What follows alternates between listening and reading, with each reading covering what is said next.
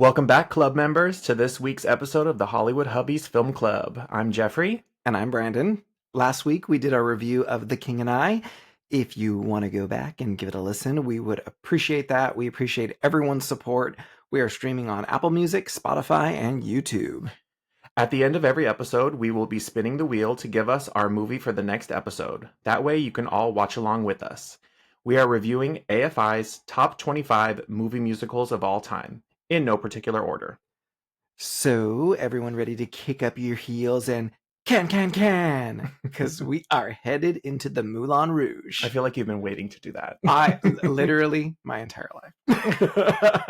Moulin Rouge. So Moulin Rouge was released in 2001. It is a jukebox musical, romantic drama, directed, produced, and co-written by Baz Luhrmann.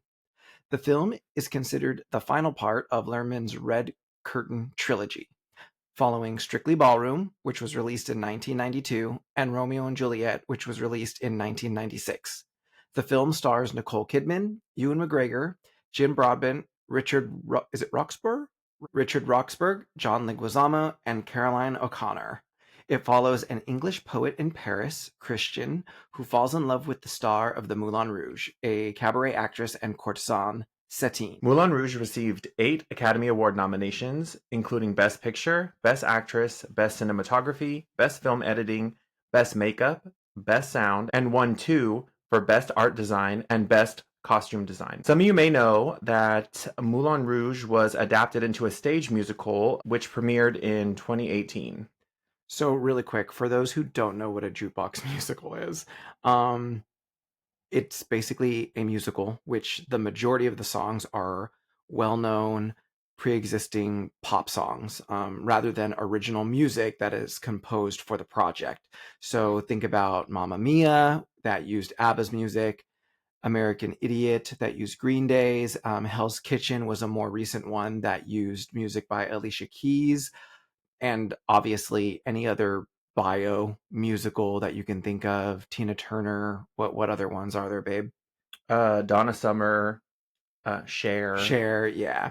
They've got a lot of these bio musicals that kind of have the 3 actress trope going on right now. I know they did it with the Donna Summer, where they were like 3 different actresses, young, middle, and older. They did the identical thing with the Cher one, young, middle, older. And I know that they're doing a Dolly Parton one right now, and they're doing the same thing. Concept. So it's like Oh, they're really loving this. We're gonna do someone's full life, and we're gonna have 3 actresses, and we're just gonna go for it. What's your opinion on that? I mean, I think that if you want to do a flashback to a child version, okay, I can understand that. But you should be able to at least find an actor or an actress who on stage, we're not talking film here. Yeah. On stage at that distance, using your imagination, when you squint your eyes, you really should be able to use somebody who can play them from age like 16 to 50, the way that Broadway stages are. So, well, I know that we've had this conversation before, like about, I know we're getting off topic, but about you've never really liked a beginning to end biographical musical. You always like when it's like a moment in time. 100%. Even movies, even bio movies, I'd prefer to watch, when Hitchcock is making a particular project, or I always use My Week with Marilyn as like the perfect example of a biofilm, because it's not really a biofilm. We're just it's a sneak peek. It's a sliver of someone's lifetime. So I've always liked movies that are done that way. I think musicals done that way would be really cool. The Carole King musical was similar to that, or did it go into, I don't remember. No, that was her whole life. Oh, I didn't remember if it went into childhood and like teenage life and stuff like that, but maybe it did. But anyway, so yeah, that's the just quick info explanation on a jukebox musical. I'm sure most of you have seen one. All right. So had you ever seen Moulin Rouge before, and what is your first and fondest memory of it? I definitely have seen Moulin Rouge many times. I think my fondest memory of it was I was in high school. there was a lot going on at that time in regards to projects, probably graduation. It was my senior year. It was '01. So I just remember it being very chaotic in regards to planning things. And I remember most of my theater friends went to go see the movie without me. I was bummed. And because, Why would they do that to you? I know. And come Monday, they were all discussing it. They loved it. It was their new favorite Yeah, and thing. I remember I literally like went home that Monday or Tuesday and I was like, "Mom, everyone's seen it already." And she was like, "Let's go." And I just remember her like grabbing her keys and we were like we went off to see the movie. So I remember I saw it for the first time with her and we both loved it. It was awesome. I Mhm. just remember it just being such a cool experience. She And so also different for the time too. Like it was yeah, so unique. so different. And she loves Romeo and Juliet. I also love Romeo and Juliet. So yeah, that was my first memory of Moulin Rouge. And what about you? Had you seen it before? And what was your first and fondest memory of it? Well, when it first came out, I did not see it in theaters, and I don't know why, but I just never actually went to go see it in movie theaters. Um, I knew of and liked the Romeo and Juliet that Baz Luhrmann did. I thought it was very, again, he has a very particular style, and it's very beautiful to watch. And I remember it was jarring at the beginning, like the movie, but I ended up really getting into it and Mm-hmm. liking it and appreciating it. Never saw Moulin Rouge. My dad probably at the time bought me like the box set, which Mm-hmm. was Strictly Ballroom, Romeo and Juliet, and Moulin Rouge, all three of the movies together. Watched all of them. Loved Moulin Rouge, but was like, it's one of those movies that you watch that maybe not everyone feels like this, but it leaves you, it kind of leaves you with like a, don't watch it at the beginning of the day because it's going to make your whole day sad. Oh.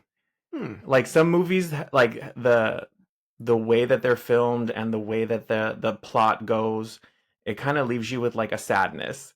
Super random and not even a musical, but that the movie 13. Mm-hmm. I don't know what it is, that movie.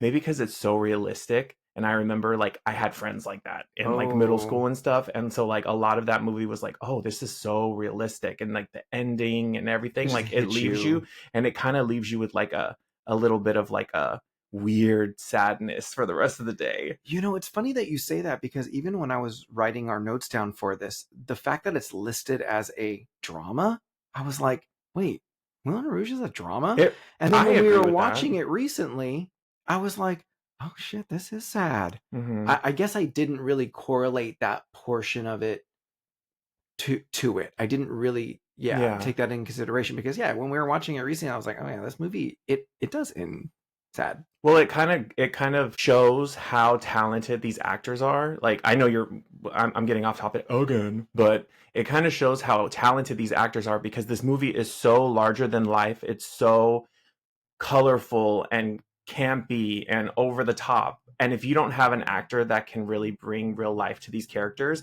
they're going to come off as character like caricatures, very Mm-hmm.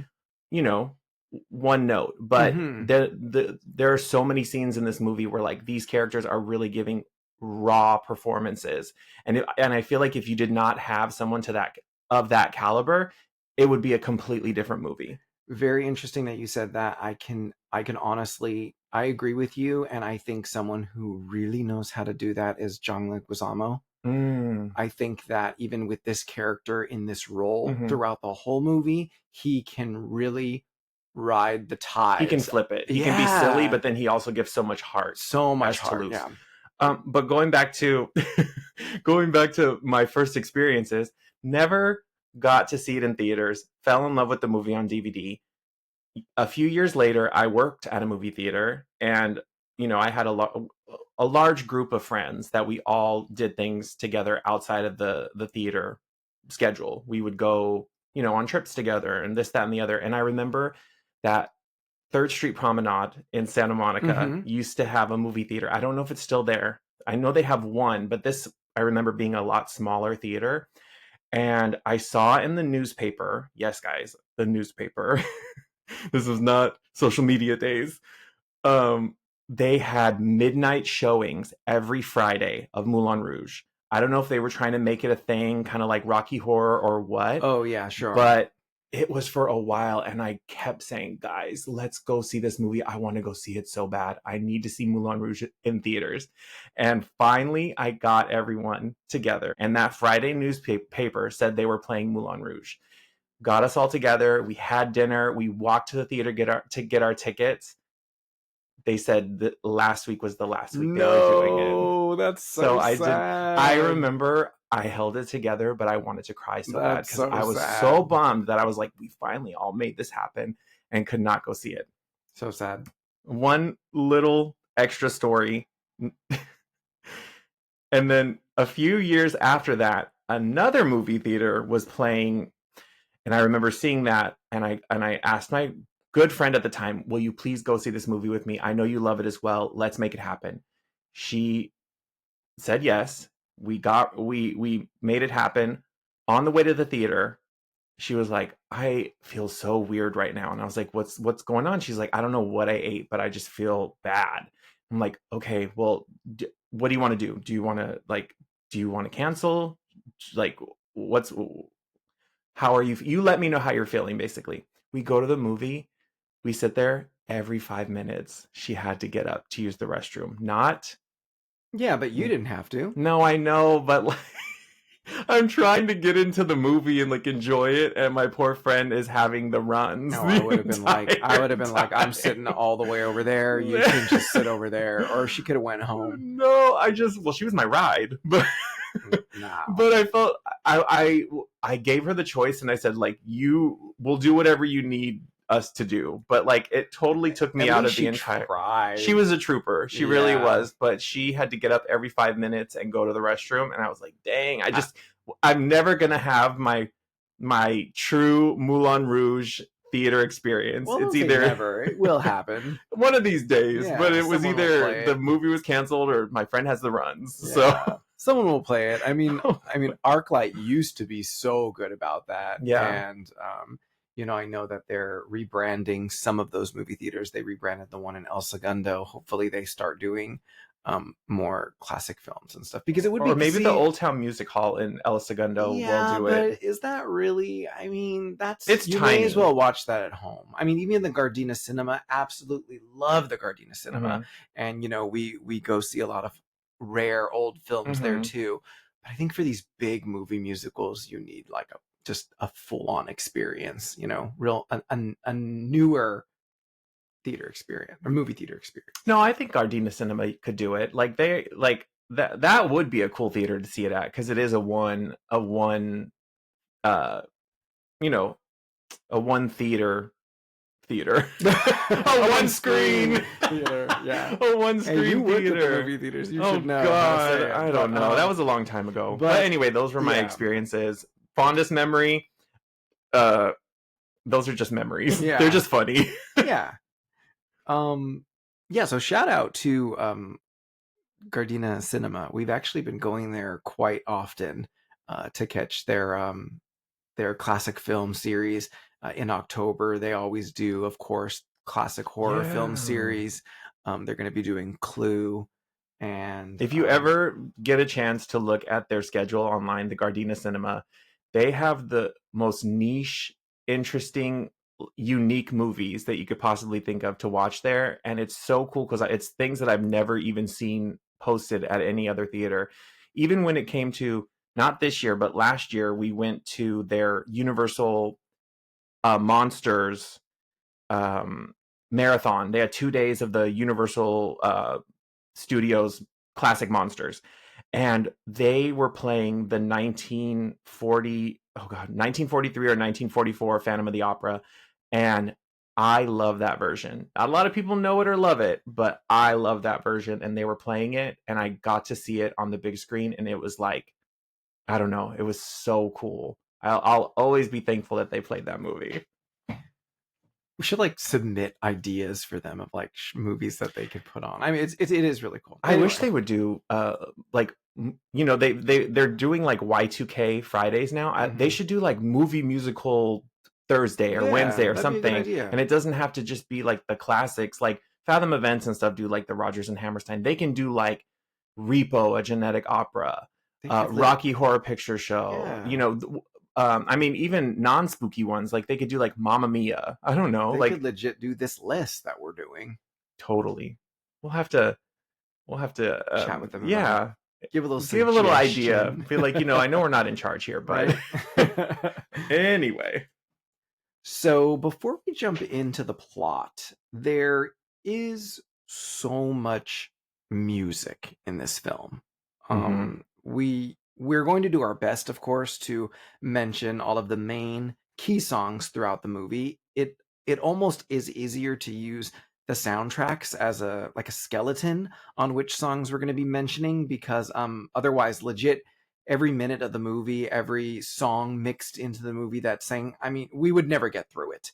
So we may be a little bit more stumbly along with remembering the key songs or the key moments, or if we get them a little bit out of order. But that is because there is legit just so much There's so music. much music. So many of them are medleys. Mm-hmm. There might be parts that we want that will remember. Oh, I want to talk about that particular song. It may have passed already. Just But bear just with jumping us. in there If with it. you are Yeah. watching the movie before, then you will not be lost. How Yeah, about that? seriously. You'll know what we're talking about. So, our movie starts in 1900 Paris, where Christian, played by Ewan McGregor, a young depressed writer, is mourning the recent death of a woman that he loved.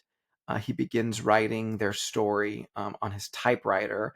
It's basically a easy intro into the film, which is like how do you say it, a flash forward but flash backwards type of a moment. It is a very our story begins At but the end. at the end, which is of course something that a lot of movies use, and we are brought into the pre-credits scene and overture.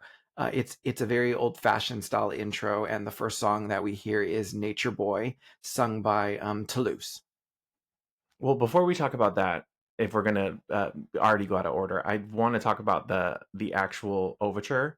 I love that part, like the showing the curtains, showing the conductor, having them play different, previews of songs. Like they literally start it with The Sound of Music. And I just thought it was really cool actually seeing him and seeing the curtain and everything. It gave me a little bit of both like old classic Hollywood musical and also like stage musical. But Yeah, anyway, yeah. And I think that the pre-credits overture bleeding into Nature Boy is really, really cool. They've got like a really cool like a film reel like filter over it almost. But I think it definitely sets the mood. hmm It's a bit dreary at the beginning, but it sets the mood. oh, for sure. And Nature Boy, I'm gonna try my hardest when I talk about these songs, but like I know a lot of it is because I've listened to this soundtrack so much and I've heard and I've watched the movie so many times, but I'm gonna try my hardest to not compare them to the original song because this is like one of my favorite versions of this song. I know that there are so many famous versions, but there's something so cool and so haunting about this John Leguizamo opening scene, the black and white, his voice. It's very sad and spooky. I agree. I think it's very haunting. There are a couple songs in this film where I do think that these versions are better. We'll get there. I think I know which one you're talking about. And I don't know if I mean better, but I do mean No, I mean I better. would rather I mean I would rather listen to this version. One of them, I think people are gonna be upset that I think Yeah, that, but I think I've heard it from other groups of people as well. So but we'll maybe we'll, we'll not. see. We'll see. So a year earlier in 1899, this is our flashback that we're going to. Christian arrived in Montmartre. Ooh, How do you pronounce that French district? Montmartre, Montmartre, Montmartre. district in Paris, to join basically the Bohemian movement that's going on. He suddenly meets Toulouse, who's played by John Leguizamo, and the troupe of performers who are writing a play called Spectacular Spectacular. So this theater troupe fires their pre-existing writer, who has this really cool like bob haircut, by the way. Just have to throw that out there. The person that they end up firing looks so cool. After Christian basically helps them complete the play and music. And so they hope that they can go to they come up with this plan that they go to the Moulin Rouge, where they take Christian and hope that his skills impress Satine, who is played by Nicole Kidman. She is the current star performer and courtesan of the Moulin Rouge, who will in turn convince her boss, Harold Zidler, played by Jim Broadbent. He's basically like the proprietor, the MC, the host of the Moulin Rouge. It's this way of being like, hey, why don't you let Christian write this new show, and we can just like you guys can help produce this show there, using like Satine as like a vehicle for it and everything. Let's convince her that she'll be the star, and you can run this new show. So Zidler has other plans, that there is a wealthy duke, that he's like, well, I have this other plan going on where I can introduce Satine to this duke. They can sleep together. He's basically exchanging a night with Satine or relationship with Satine for potential financing, to convert the club into a bigger theater. It's this idea of like, let's remodel it. Let's get this backer behind us to remodel it all. So yeah, that's a lot to digest at the very I was literally about to say that's a lot.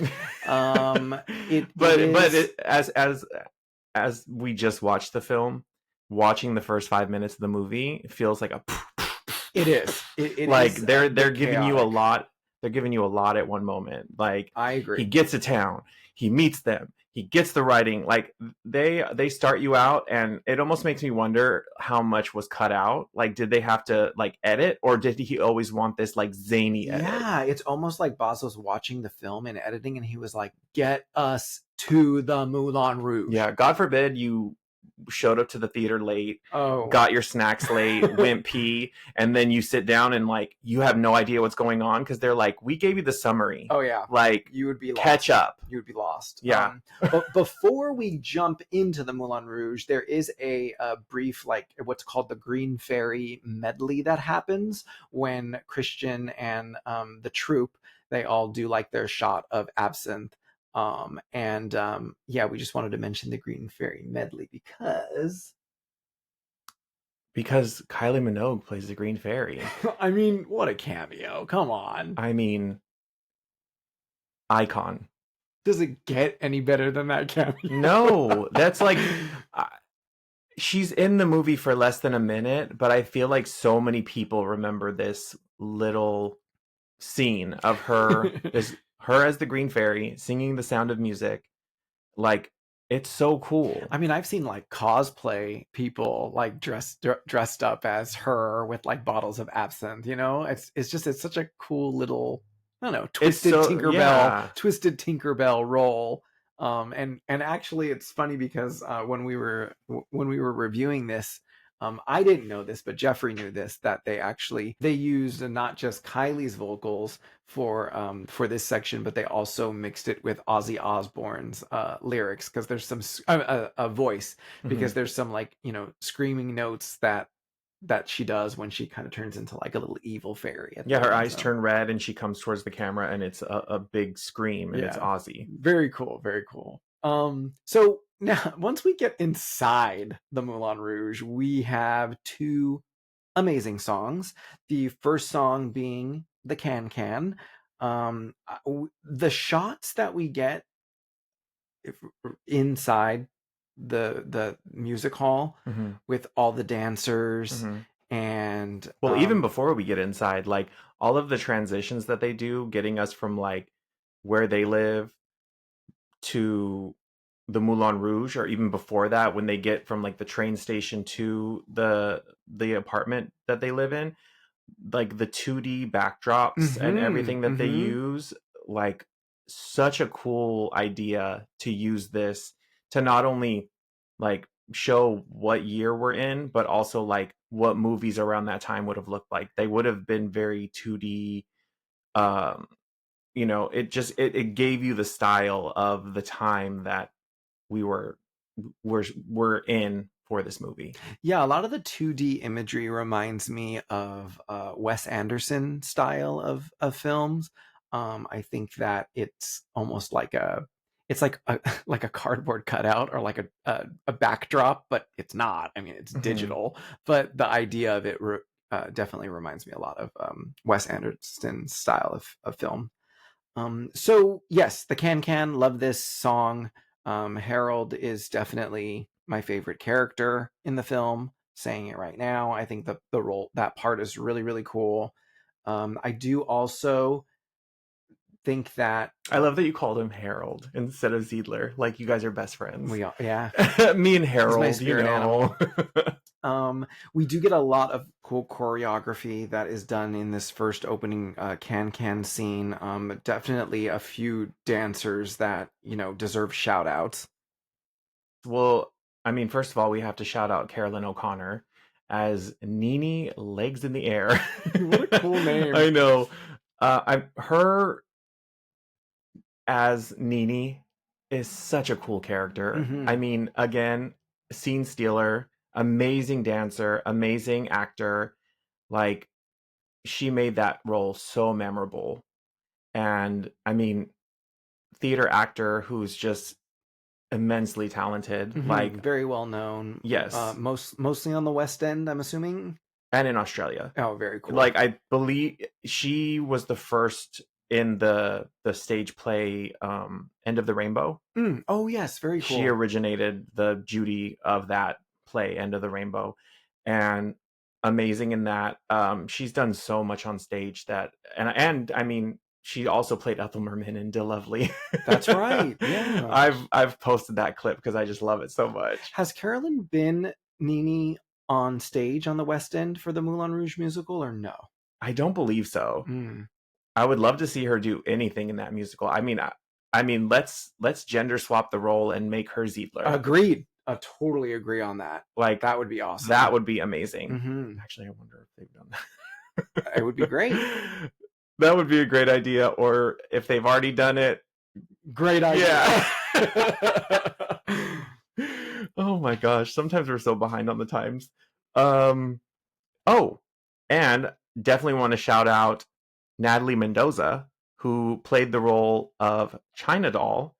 She's one of the Diamond Dogs. Is that Mm-hmm. what they call them in that movie? Yeah, Diamond Dogs. Diamond Mm-hmm. Dogs, Diamond Dolls. I know I hear them say it, but I mean those are his dancers. Yeah. I mean, I know they sing the song Diamond Dogs, but I didn't know if like they were referred to as No, I'm pretty sure that they do. that. Okay.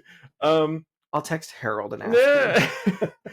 um what's cool about her in this movie is that she played this role in the film, and then years later on Broadway was one of the replacements for Satine in the Broadway musical version of Moulin Rouge. So like such a cool full circle moment, like to have her be an actor that was associated with the film and then to go on and play the lead in the Broadway musical. Like how cool is that? Really, really cool. So the second song that we get introduced to is when we meet Satine. She performs the number Sparkling Diamonds, which is a mix between the songs Diamonds Are a Girl's Best Friend and Material Girl. What an entrance coming down from the ceiling, the confetti, the blue light, the I don't know. It's just such a cool, dramatic shot of her coming down doing this song.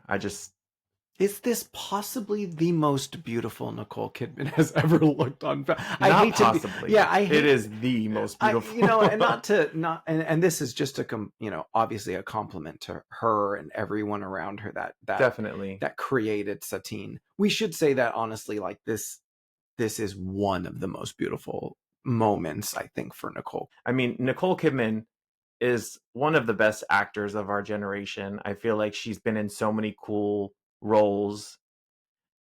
She's beautiful now. She was beautiful then.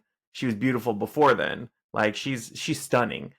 But I understand what you mean. These outfits, this time period, the one thing I'll never get over is this color of red hair that she has, this deep red that she has that I feel like she's never done again. I know that for Practical Magic, it was a little bit darker, but I just feel like we've never gotten this dramatic, deep red in a role for her Yeah. very often. She definitely loves her strawberry blonde.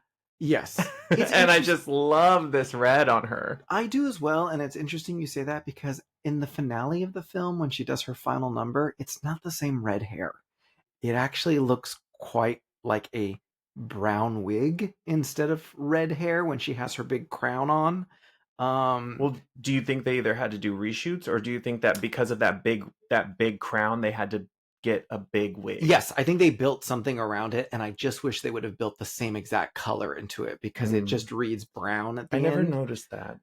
Well, now you'll have to watch it again Yeah, and notice. But it just it does give, yeah. So I was a little. That's the only part where I'm like, why did they change her hair color? But also, it's not her. She's playing a role on stage during that last number, true. so it's believable that it would be a different style, different hair color.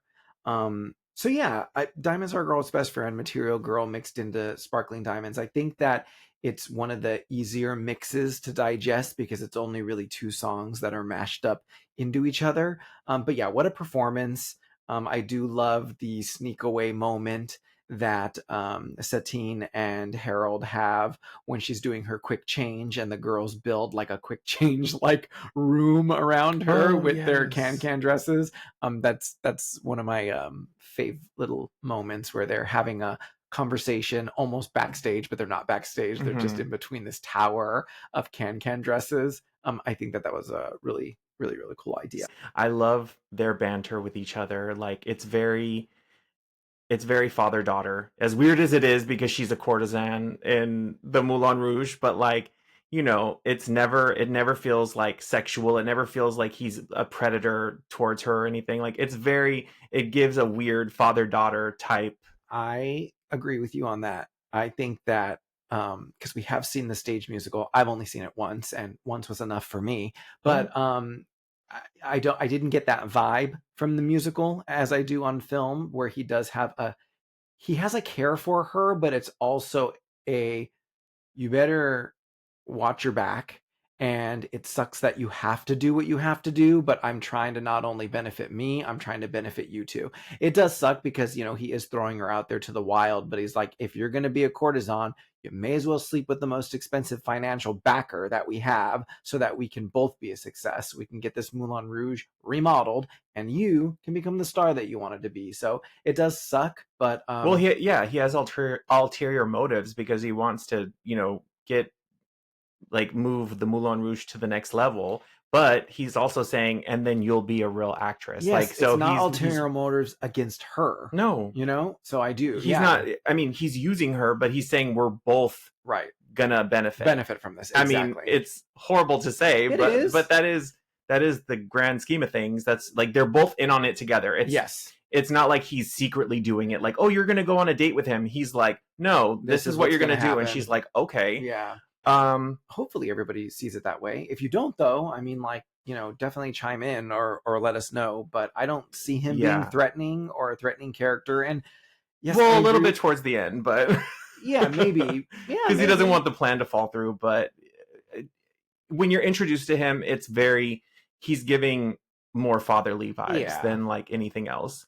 He's looking out for himself and her at the Yeah, same time. and I don't know. I do love that little moment. I agree with you. There's a bit of like a father charm to it, and I remember when we were watching it, I did ask, is this Nicole's Academy Award moment, like the scene that they show, because it is such a cool scene of her doing the different, like, how would you like me to be on this date? Would you like me to be bright and bubbly? Would you like me to be smoldering temptress? It just shows her range as an actor. And I love that very last moment before she pops back out in that new outfit, where she looks in the camera and she looks so earnest and she's really thinking about, like, I could really be an actress. And then she immediately pops right back into character and you see her face completely Mm-hmm. change. It's such a cool moment because It's she so can really, real too. yeah, she knows, okay, it's time, and then right back into character. It's so really, even in regards to being an actor and being backstage, with how many moments, on a very, very small, community theater level, I'm talking here, you guys, but being a director, being backstage, you're having a conversation with your lead actress, you're helping her with her quick change, you're literally focused on something, you're talking about something completely different, and then they've got to turn it on the minute you push them out the stage door and get out on stage. But yeah, I do It's love just a that very scene. cool, it's a very cool moment. So Satine is supposed to meet and have a rendezvous with the Duke, but instead there's a mistake that happens, a mistake of identities, and Satine ends up having a meeting with Christian. Christian doesn't realize that it's a mistake either. He thinks that she's meeting with him to discuss this play that they finished. But she thinks that he's the Duke and she's there to basically like seduce him. She looked over at the wrong time and thought that he was the Duke by who Ziedler was pointing out, but every time she looked over, it was Christian. And eventually, when they're in this room, when they get to is it the elephant room that they call it? Is the suite the elephant room?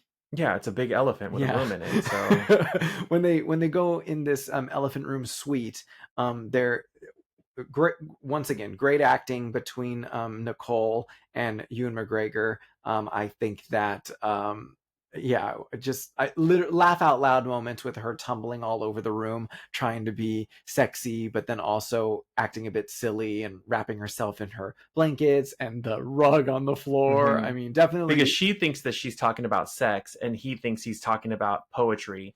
And so there's a lot of confusion there. And then he's doing poetry and she thinks it's some sort of, like, I don't know, foreplay. Yeah, like So she's foreplay, like like oohing and awing. yeah. I do love um I do love the moment you see Toulouse and his bohemian friends climbing up the side of the elephant. Like, I don't know, it's such a silly moment to see, but like, It's very cartoonish. I love yeah. it too. And then in the midst of him Being doing, pressured? Is he kind of pressured? well, no, she think, Frustrated? I mean, Christian's kind of like, is he like overwhelmed? Is he overwhelmed? yeah, then he's overwhelmed because she's doing this whole moaning and oohing and awing, and then he's trying to get through his poetry, and then finally he bursts into song and sings Elton John's "Your Song." How do we feel about this song? This is the moment that I was talking about earlier, that I like Ewan McGregor's version of Your Song better than I like Elton John's version, or the original version of Your Song by Elton John. I love Ewan McGregor's voice in this. I will always listen to this one over Elton John's.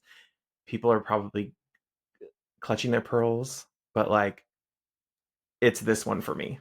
Yeah, I agree with you on that. I think that this version is a. It sucks to say the word better though, but it just. I also would rather listen to this version over Elton John's version. I don't It's want to say it's more showy, but like, when I hear the Elton John version, it's definitely more of a chill song. Like, Elton's singing of it is it's very mellow, and mhm. all of the notes are very mellow. I feel like the way that Ewan sings it, it's definitely more of like a big ballad. He definitely takes his voice much higher in moments and much lower, and is really belting. He's giving the musical theater version. It's And it's almost like they mixed a musical theater version whoa, of what it. do you know? Wow. It works. It's It very beautiful. 100% works. You do think that he's a great singer? I love his voice. I think I don't know how trained he is, or if they asked him, like, can you sing, and then they realized he could. Yeah. But like, something about his voice is very raw, and like, his belting is really I feel like it's very good. I'm not a musical theater coach. I'm not a musical or a vocal coach.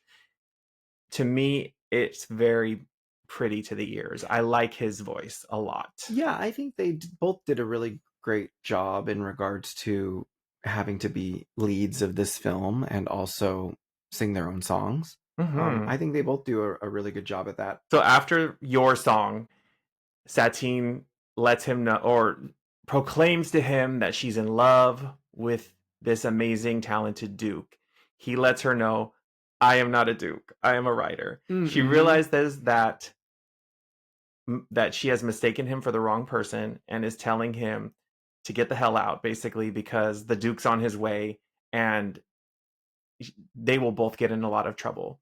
She swings the door open. Ziedler is there with the Duke. She slams the door. It's this whole trying to hide him in the room moment where he comes in. He's hiding around. She finally gets him to leave, saying that, you know, we have to wait. We have to wait until opening night to sleep together because Christian keeps looking at her from different areas of the room instead of leaving, Mm-hmm. and he doesn't want her to sleep with him. Mm-hmm. So she says, well, let's wait till opening night. You have to leave. She slams the door on the Duke. She faints because, you know, she's sick. Oh, that's right. We didn't really talk about that earlier. Satine is sick. She fainted at the end of Diamonds Are a Girl's Best Friend. Great job. We completely missed this point in the musical. Well, if you watch I'm the movie, telling you know. There's so much story happening I all know. the time. There's a lot going on. Basically, Satine is sick. She has consumption. She has tuberculosis. She's not doing good. Guys. When you see the napkin with the red blood in any movie, they're gonna die. Okay? So she's dying. She passed out at the end of Diamonds. She passes out in his arms here. When she finally wakes up, the Duke is coming back into the room. He sees them together. He thinks it's foul play. Mm-hmm, mm-hmm. And she's got to think on her feet. And then she says that they are rehearsing. Mm-hmm. And he's like, well, where's everyone else? Why is it just you two? And that's when our four friends that were outside of the elephant pop into the window and they go to their instruments and they start this rehearsal. Ziedler sees all of this chaos happening. He runs into the elephant to try to figure out what's going on. Satine lets him know, no, we're doing a rehearsal right now. We're showing him the show. This is what's happening. Play along with us. And that's where we get into our favorite song of the entire musical. So the pitch, otherwise known as Spectacular. How do you feel about this song? I'm going to jump right in and let you know I disdain it. Okay. Strong words. No, I'm just kidding. It's not my favorite. If I was watching it with it on mute, it's a fun scene to watch. And it does have a lot of funny lines. Like, we did out loud laugh when they were there. So they're showing this musical, what this musical is going to be to the Duke. And it's basically a mirror image of what's happening in the movie. So you've got the penniless sitar player who is Christian. You have the courtesan, which is Satine. You have the Maharaja, which is supposed to be the Duke. It's all mirroring what's going on in the plot of the film. But as they're showing this plot to the Duke, Ziedler plays the Maharaja, and Satine says, "Oh, Ziedler, like, or Harold, only you can play this role." And then he says, "Oh yeah, no, oh Harold, no one can play him like you could." And nobody does say it. And he's like, nobody's going to. Yeah, it's so good. It's like there are so many little lines or so many little things in the song that are really interesting. The song is not, I don't go out of my way to listen to it, but there are clever moments. Like, that's a clever moment. I also do like when the Duke says, and in the end, should someone die? Mm-hmm. And they all look, because hello. We're not ruining anything. The beginning of the movie, Satine dies. Yeah. She's got the red napkin, you guys. She's gonna die. Not the napkin, the hanky. The handkerchief, whatever. She's got the bloody hanky. Okay, We know it's she's going to come gonna to an end for die. her. I would say, I know when we reviewed Chicago, you guys, we talked about like the bathroom break songs. This is definitely my bathroom break song. I probably fast forward it when I'm on an airplane and I'm watching Moulin Rouge. For me, that's what this moment is. I just want to let you know. I don't want to do too many back and forths between this and the stage musical, but they kept this song for the stage musical, didn't they? You've seen it more than I did.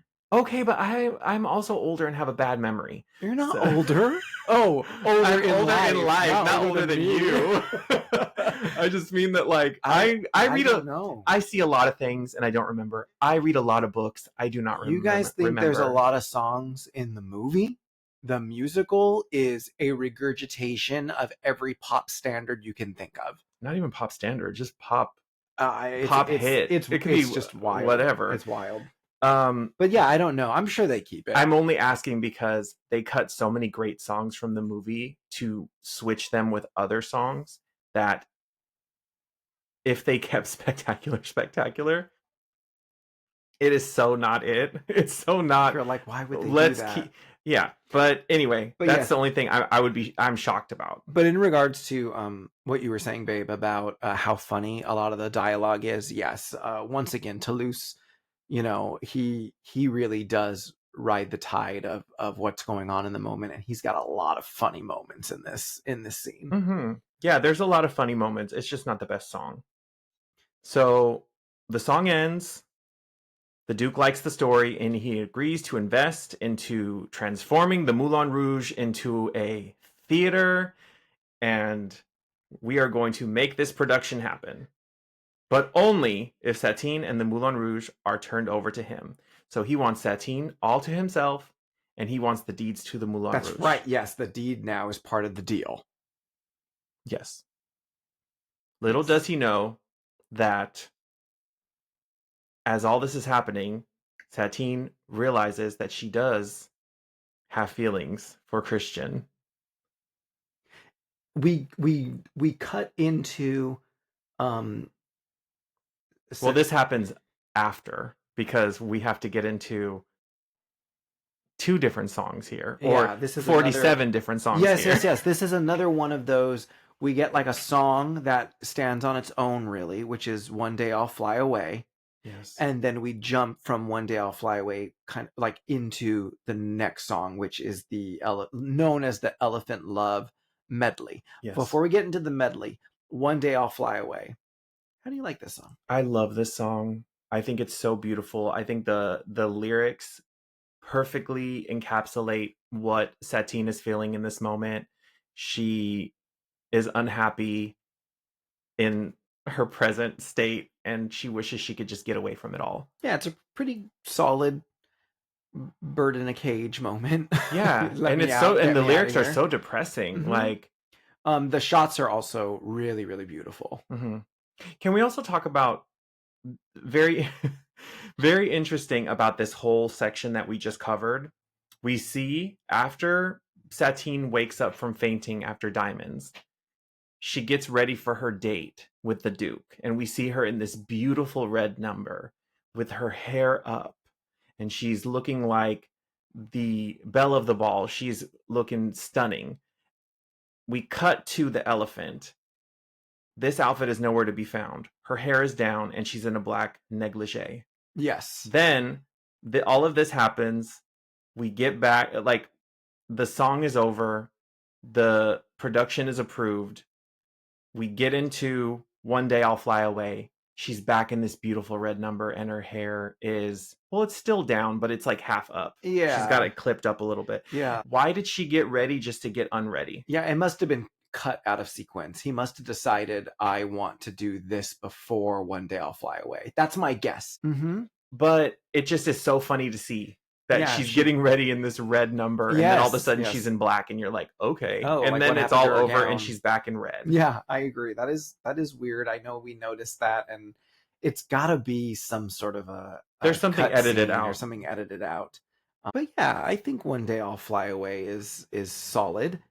The next song we jump into is as we were saying, the Elephant Love medley, it is quite a bit of different pop songs Mhm. that are mashed up into to make, you know, one cohesive song.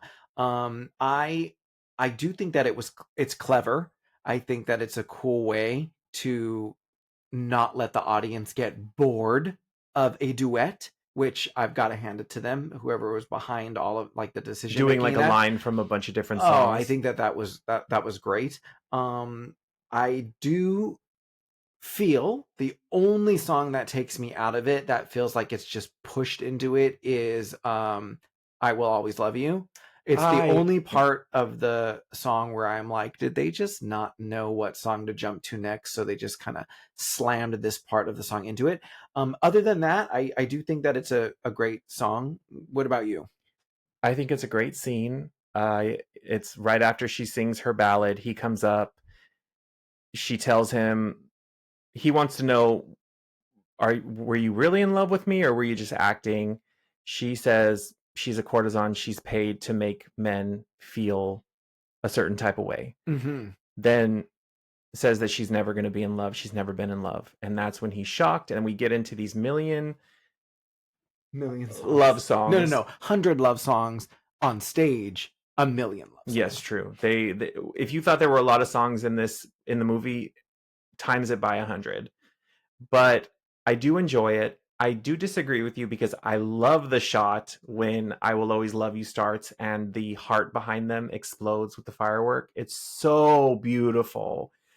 I just love that moment where you see those white Well, I fireworks didn't say blast anything off. about the way it's filmed or the shots. I just don't like that song Well, just there's feels no thrust other into it. song that would look good in that Well, moment. guess what? The Broadway musical director would disagree with you. What did he choose? Like Kesha's TikTok or Yeah, something? seriously. But Sorry, yeah, Kesha, I love you, but I'm just saying that there were a lot of random newer songs that didn't really fit. we also really love the moon that's in the sky. That's like singing like Oh my god, the opera. opera moon at the very end. Opera moon for the win in I this know. movie. I need that on a shirt or He's so something. cute. He's so cute. I love it. And he's got a few moments throughout the film. He's got a few moments up there where he's either like shocked or singing or talking. So Hmm. yeah, the moon's great. So yes, the song ends, and this is when you realize that Satine and Christian are truly in love. We jump from this to, I believe, the construction that's going on at the Moulin Rouge. There's a big speech that Harold does about how they are starting their renovations. They are coming up, you guys. And the whole Christian and Satine, their love obviously starts to play out and deepen with each other. The Duke does notice over this time that Satine is spending more and more time working with Christian. Hmm. So she thinks that she's being stealth about it. Christian thinks he's being stealth about it. But the Duke is starting to, realize, why is she not spending any time with me? Like she's She's always supposed making to, excuses. She's never yeah. showing up Oh, to. lunch dates and, things like Mhm. that. And when she does get him, it's always with the writer. That's right. The writer. To calm him down, Harold arranges for Satine to basically like spend the night with the Duke. He's frustrated and he's like, "You need to." He sees and realizes that Satine and Christian are having their little fling together, and he basically tells her, He's Ziedler. "What's up?" He Ziedler? Oh yeah. So Okay. like Harold, my buddy Harold, Okay. notices that they're having their fling together, and yeah, he tells her like, you gotta get your head out of your ass. Like, what are you doing? This is not Oh part my of the plan. god. Well, it's not part of the plan. Like, she needs to play this game. Like, I don't know what she's thinking that she can just fall in love and like, oh, I'm gonna have this poor love. I mean, you know how I feel about moments like this. It's kind of one of those things where it's like, why wouldn't she just choose the Duke? She is a poor hooker living in Paris. Oh my Like, god. choose the Duke, girl. Like, what are you thinking? Like, true love always wins? No. The deed to the Moulin Rouge and you being a star is what you need to focus on. And so Harold, being the smart man that he is like, get your head out of your booty and make this happen in the love affair with Christian. And I'm going to arrange a special night and a special dinner where you are going to be with the Duke. Gosh, we know where you stand on this plot. Jeez. Yeah, but then she ends up missing that dinner too. She blows it. Oh, but wait, she's sick though. She doesn't choose, right? No, she has right? the coughing fit. Yes, she has the coughing fit. She passes out, and there's no way she can show up. Okay. So and that's when we get my bathroom break song. Jesus Christ. So then that's where we jump into Harold having to think on his feet. This is actually where we do find out what she's sick with. I know we've said it before, but this is when the doctor finally says she is dying. She has consumption. You see that hanky? It's red. That means she's dying. She dead. Yeah, and there's another character, right, babe, that you had mentioned a couple times yesterday. I've always thought it, but watching it again, I was like, the actor that plays Marie, Carrie Walker. I don't understand why she doesn't have more lines. She is, to me, she's working right hand with Satine, and I felt like there was moments that there could have been more banter between them as her like mother hen type character, or similar to like All About Eve, Margot and her, basically her assistant, her second hand, her stage hand. Like there's something that could have been developed here. It could have been a very Margot and Birdie situation. Exactly. But with that being said, with what we have of Carrie Walker as Marie, she gives good face. Mm-hmm. They show her expressions when certain things are being said, like going back to her fainting after Diamonds, and when she sees her coughing into the handkerchief and she sees the blood. There's no need for any words. You see her face and you see how she's worried, she's scared. You can see like, oh no, she knows what's happening before they even get the diagnosis from the doctor that this is not good. And I think little moments like that really prove that she is a wonderful actor, and I wish that there were more moments with her. I don't know if they were cut out, but I know it would be interesting to know if there is a director's cut, but I don't think there is. And I got to tell you, you're right. And Boz really loves. He loves a close-up. He loves his close-ups. Say what you will without words. He wants to see a facial expression. He wants to see it in your eyes. Absolutely. Boz and the cinematographer and the editing team, they want close-up. Mm-hmm. And you know what? Does a good job. Not to put two and two together, but that kind of works obviously with the time period that we're dealing with. This might have been around the time that like silent pictures were starting to come out. So you did not have your voice. You had facial expressions, and then you had words being shown on the screen. So maybe he did utilize a lot of close-ups, because we are talking about a time when silent movies would have been something, or at least starting to be something. Yes. I don't know when the first silent film came out, but it would have been before 1929, obviously, when talkies started happening. Yeah.